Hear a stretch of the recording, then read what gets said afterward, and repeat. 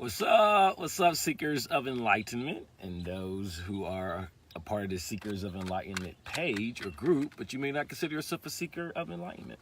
I hope you do. I hope you're not part of a group that you don't feel like you belong to.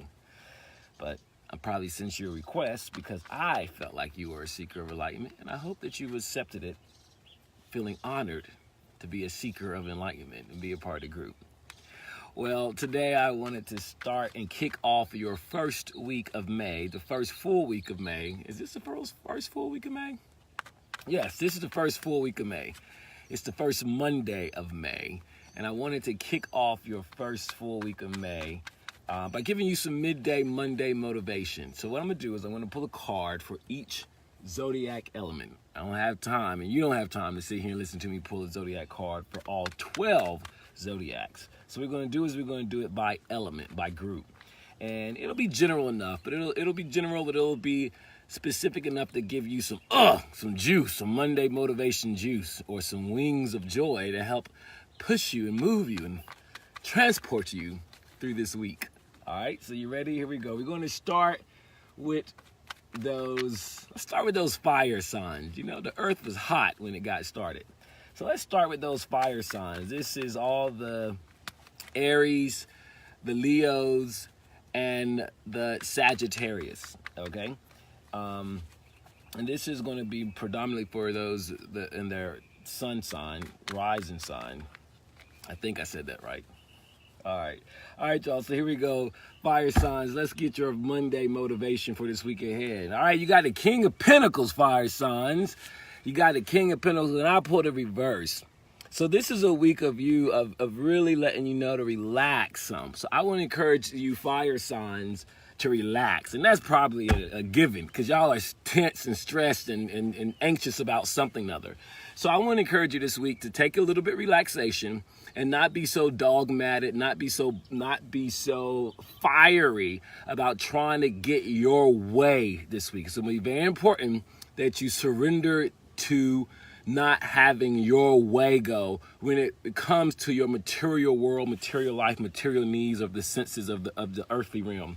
Let go of having your way, and you'll have a much more peaceful and enjoyable week. All right, let's go with that. Next, we're going to do those earth signs. All right, those earth signs. All right, earth, the Taurus, my Virgos, and my Capricorns. Ooh, you got the Wheel of Fortune. This is definitely your season, earth signs, and Taurus is leading it away.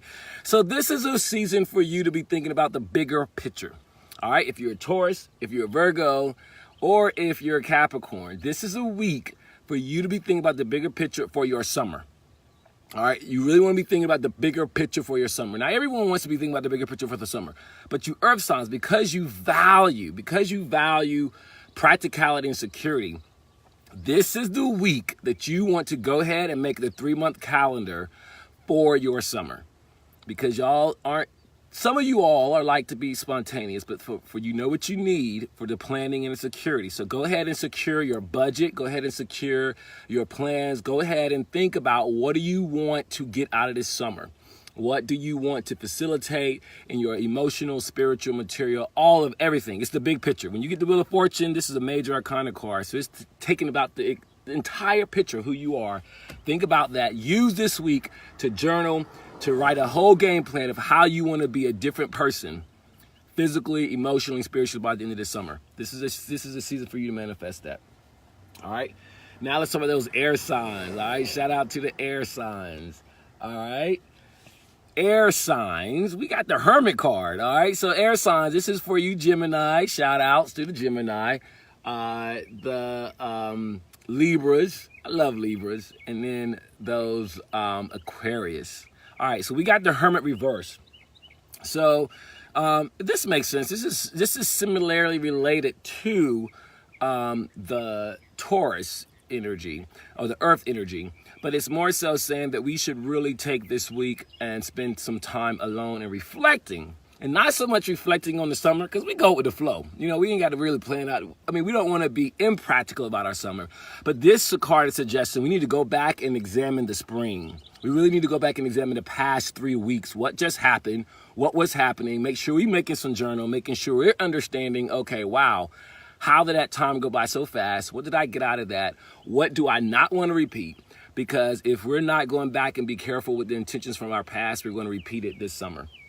So air signs, you want to take, you want to go back and really take this week, this first week of May, this first full week of May, to go back and really do some exploration and research over what just happened. What just happened in spring and April that did not go according to plan. And let's try it again for the summer.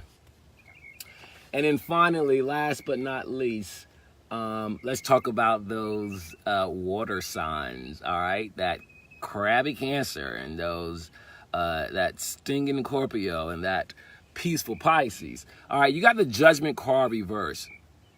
And this Judgment card reverse for you is really speaking of you making some firm decisions on how you want to go about using your gifts, your talents, and your calling. This is be a week for you to really begin to examine, what do you feel called to do? What is your sacred calling, your sacred work that you really feel like you need to start taking more important than you take yourself? Remember, it's always about the work. It's the work, the calling that we're called to do that is more important than ourselves.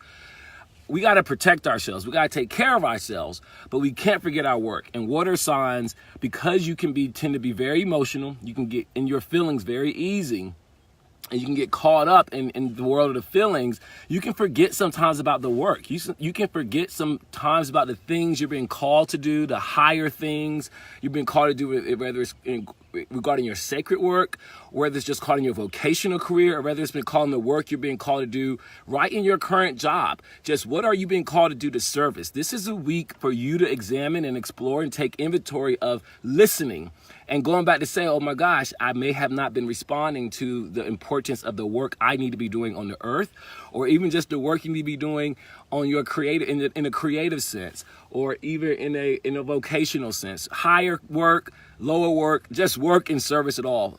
Water signs is calling you to examine and find out, what have you not been listening to? All right, so that's your Monday's motivation. I am going to commit to doing these every Monday. You see, I had to pull over in my car. I was so committed today to this intention. I pulled over in my car, got in the back seat so I can give you this Monday motivation. So hold me accountable next Monday. If it's get past 12:30, send me a inbox and say, hey, Adam, where's my Monday midday motivation? All right, everybody. All right, y'all, let's go out and let's get it done this week. All right, see y'all next week on Monday.